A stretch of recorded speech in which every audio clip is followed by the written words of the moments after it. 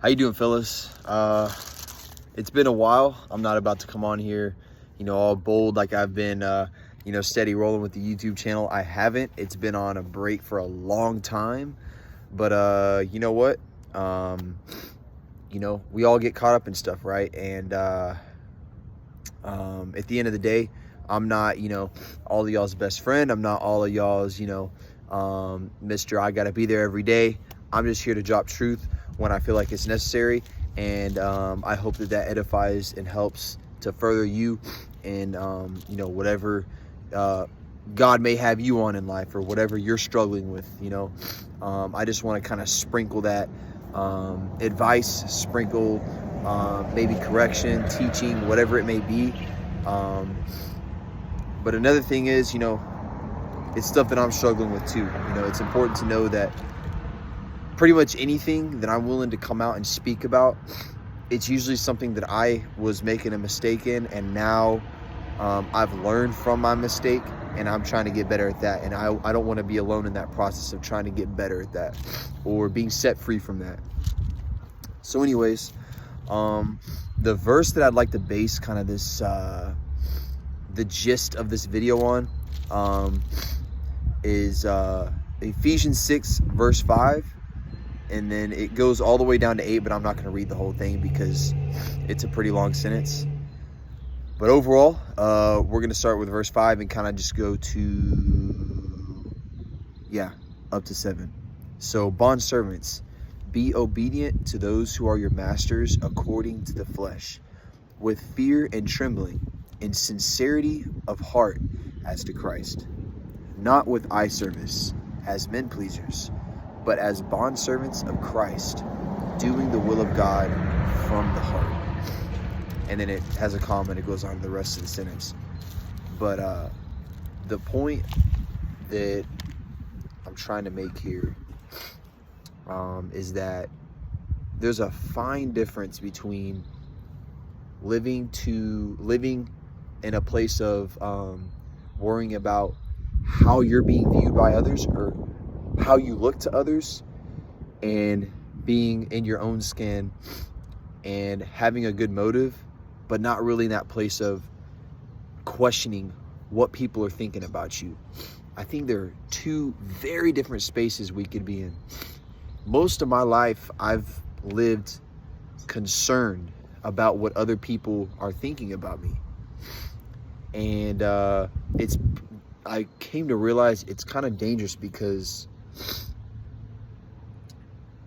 you kind of lose yourself in a way. Not in a healthy way that God wants us to lose ourselves, lose like our, sinful desires, but in a way we lose our purpose. We lose like our sense of why we're doing what we're doing. We start to go through the motions because it's almost like we're just putting on a show, like we're just actors. And you go through this life and you realize that's really what it's all about when it comes to this world, is putting on a show, putting on something for other people to see. And even as an aspiring author, one of my initial motives was I just want to be great. I want to be somebody. I want to be known. I want to leave a legacy. But sorry, my nose is sniffling. The allergies are on a different level this year. But I was doing that,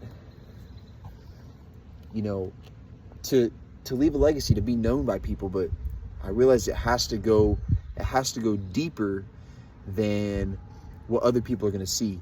You want to do what you're doing because you know what you're doing. You know why you're doing what you're doing. And you should be concerned about, not concerned, but you should have a motive to set a good example for other people. That's not what I'm talking about. What I feel like this verse, I should go back to the word, not just my own words, but what this verse kind of puts a line between is eye service and doing the will of God from the heart. From the heart and eye service. Those are two different things, right?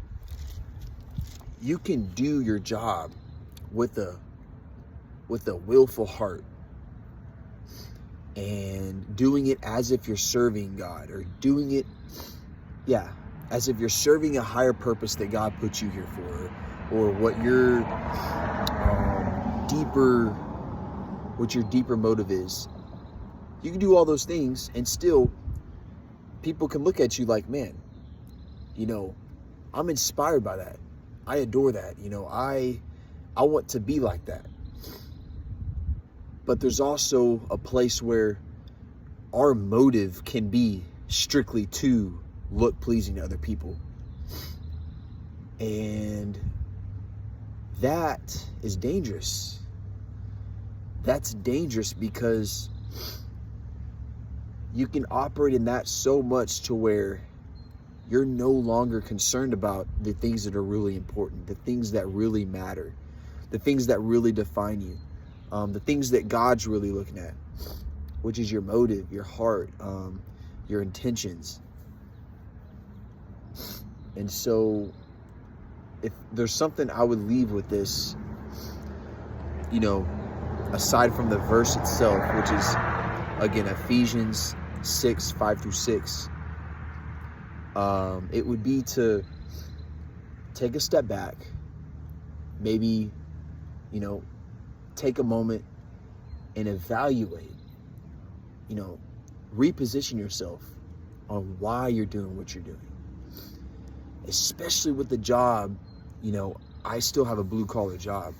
And I think in any job though, any job that you do, anything you do in this life, especially in this fast-paced world, you can get caught up in just going through the motions instead of having a purpose and a foundation for why you're doing what you're doing.